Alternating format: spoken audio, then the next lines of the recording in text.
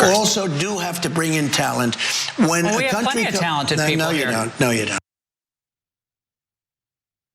Donald Trump is once again facing the wrath of his own MAGA base for essentially claiming that American workers are not sufficiently talented. And we're going to hear more from some of those outraged right-wingers soon. But first, Cenk, your 2 cents. Here's what I love, that finally Trump's voters are beginning to see the Trump that we all know, which is an idiot who is part of the elites and the establishment and will just say stupid stuff right off the top of his head. Before they never caught him, I'll tell you why they're catching him now. And even Laura Ingraham caught him, as you're about to see. Now, during this unusually contentious interview with Laura Ingraham, Donald Trump bragged about how fabulously the economy is doing in his eyes, in large part thanks to his tariff policies. And that's when Laura Ingraham brought up H-1B visas, which allow skilled foreign workers to come to the United States temporarily, and Trump completely stepped in it. Take a look. I'm now at almost $18 trillion in 9 months. That's the biggest in the history of the world. China's never done it, never done anywhere near that. And all that money is coming in, it's investment.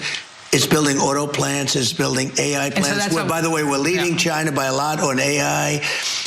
We have potentially the greatest, already it is, but we have, when these things open up, there's never going to be a country like what we have right now. And does that mean the Republicans have to talk about it? And does that mean the H-1B visa thing will not be a big priority for your administration? Because if you want to raise wages for American workers, you can't flood the country with tens of thousands or hundreds of thousands of foreign workers. You also do have to bring in talent. When we have plenty of talented people here. No, you don't. We don't have talented people here? No, you don't have certain talents, and people have to learn. You can't take people off an unemployment, like an unemployment line, and say, I'm going to put you into a factory where we're going to make missiles, or I'm going to put How did we ever do it before? Now, the H-1B visa debate caused a stir early in Trump's term when you had his tech oligarch friends like Elon Musk arguing that there should be more H-1B visas, arguing in favor of them, but then his MAGA OGs like Steve Bannon arguing against them. By the way, Musk's Tesla allegedly laid off thousands of their skilled American workers in 2024 and replaced them with cheaper foreign workers using H-1B visas. Trump tried to placate his MAGA base by signing an executive order that instituted a $100,000 fee for companies to obtain the visas back in September. But now he's thoroughly enraged them again by insulting American workers. Marjorie Taylor Greene took issue with his comments, writing on X, I believe in the American people. I'm one of you. I believe you are good, talented, creative, intelligent, hardworking, and want to achieve. I'm solidly against you being replaced by foreign labor like with H-1Bs. I am solidly against allowing foreign students into our colleges and universities like 600,000 Chinese students just to financially prop them up. If they fail, they fail. The system in place isn't helping our young people anyways. She's referring to another moment in the interview there where Laura Ingraham challenged Trump's plan to bring thousands of Chinese students into the country. He defended the policy and said, don't forget, MAGA was my idea. MAGA was nobody else's idea. I know what MAGA wants better than anybody else. But based on the responses from dozens of other MAGA figures, I'm not so sure that's true. Anthony Sabatini, a Republican politician from Florida, said, this is insane.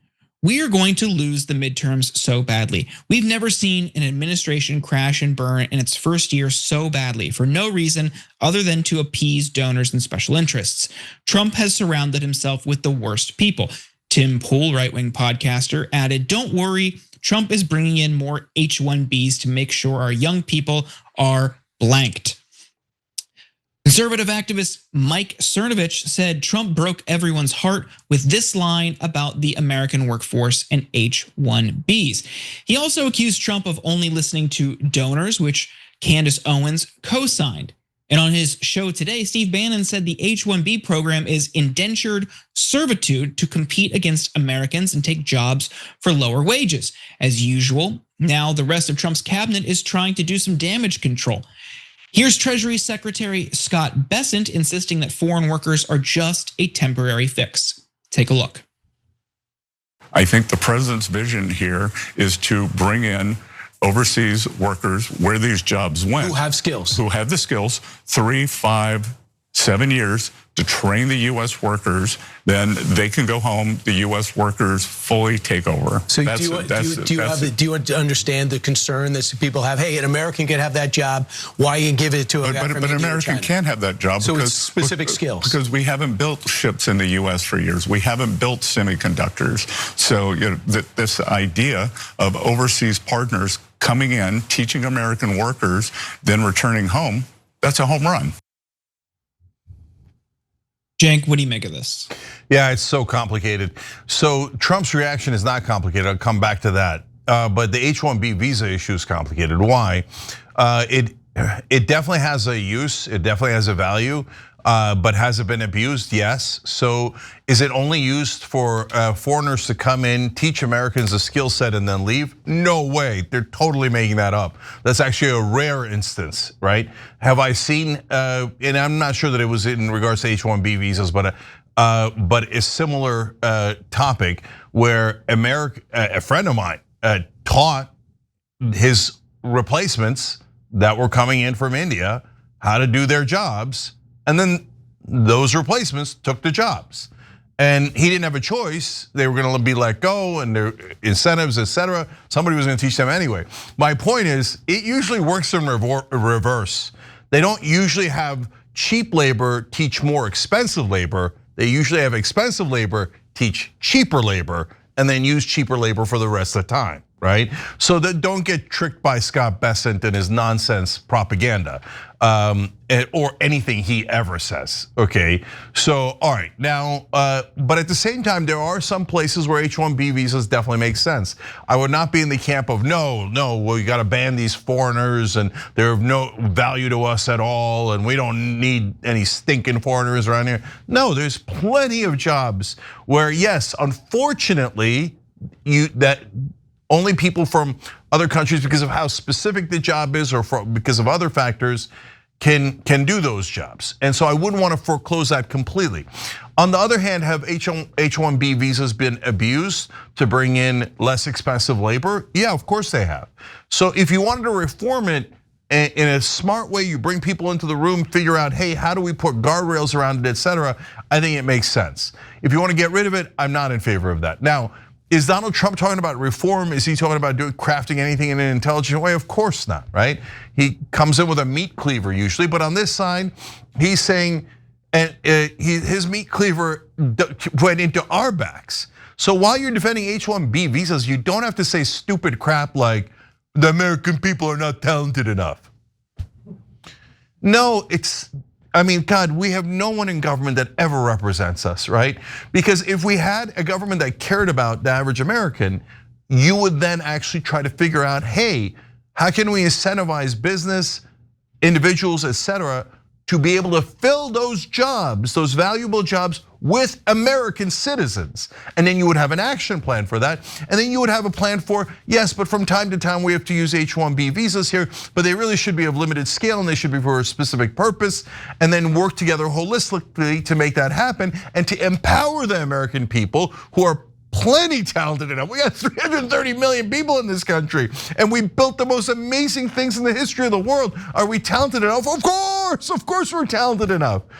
And so, but Trump, this is what we've been trying to tell the right wing all along, Jordan. He's the establishment. He's just in a different sheep's clothing, right? Oh yeah, I am a populist, and then he loves being an elitist and building golden ballrooms and etc. And everything he's ever done is supported his donors. Oh, I'm gonna help Miriam Adelson with Israel. I'm gonna help ExxonMobil with oil. I'm gonna help the defense contractors with a needless war in Venezuela. And now all of a sudden, companies, corporations, and we're under corporate rule, want more H-1B visas. And he's like, yeah, Americans aren't talented. I need to bring in the foreigners who are talented.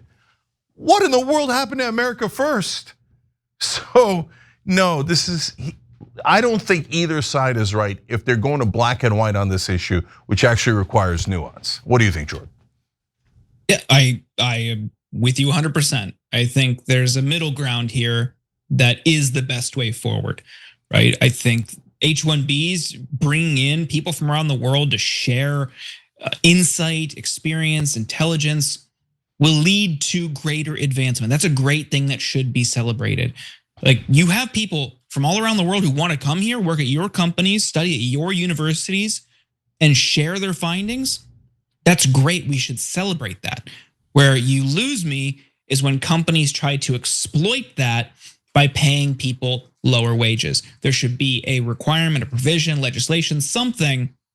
If you are paying somebody, if you are bringing in somebody on an H-1B visa to work, you have to pay them the exact same salary as their peer group at the company. And if you don't have a peer, another company, a rival, or the competitive market rate, the idea that you can bring people in and pay them less is bogus. It doesn't fly with me. So I'm sympathetic to the indentured servitude thing, also because they're at risk of losing it if they try to fight back or ask for more. It's a very vulnerable position for people with those visas, especially now. But across the board, we're seeing this isolationist, protectionist policy that I don't like. I don't want to live in that America. I want people from all over the world to come here to share their experiences, their traditions, their knowledge, that makes America a unique place that should be celebrated. But unfortunately, there's a part of the MAGA base and the broader right-wing movement that only wants, the white, typical Christian American, and that's it. Everybody else get out. I don't like that. I mean, we live in Los Angeles. What is so great about the city is how, wildly different each neighborhood can be. You get different cultures, languages, experiences. I like that. And if they want this, sterile, homogenous community, you could find that in rural America, fine. But don't try to define the rest of America, or don't try to make the rest of the country conform to what you want it to be. If you don't like diversity, that's a you problem. Don't make it ours. So I'm with you. There is on H-1B specifically, there is a middle ground on these two competing arguments on the right. I think we should fight for it. And it is interesting to see the MAGA base fight back against Trump and criticize him. Yeah, and I'll just remind people that, and this cuts in both directions, Elon Musk came in on an H-1B visa. He had a student visa first and then converted it to an H-1B visa, otherwise he couldn't have stayed. So, there's a lot of arguments to be made about Elon Musk, but did he add to the US economy? Well, he certainly did, right? And it has a lot of jobs been created at Tesla, SpaceX, et cetera, et cetera. Yes, of course they have. So no matter what you think about Elon Musk's politics, and this was again confusing because most of the right is on Elon Musk's side, but they're also against H-1B visas. So just acknowledge the realities of what H-1B has brought us, both good and bad. And I feel like the two sides never acknowledge, the realities of the other side. Has it been abused? Definitely. Do we have enough people here that are super talented and we could direct in towards the future economy? Yes, definitely. But do we need folks from time to time on H-1B visas? I think so. And so I think that we could do that nuance and get it right, which is the balancing act that we always need. The extremes are usually not the right answer. Every time you ring the bell below, an angel gets his wings. Totally not true, but it does keep you updated on our live shows.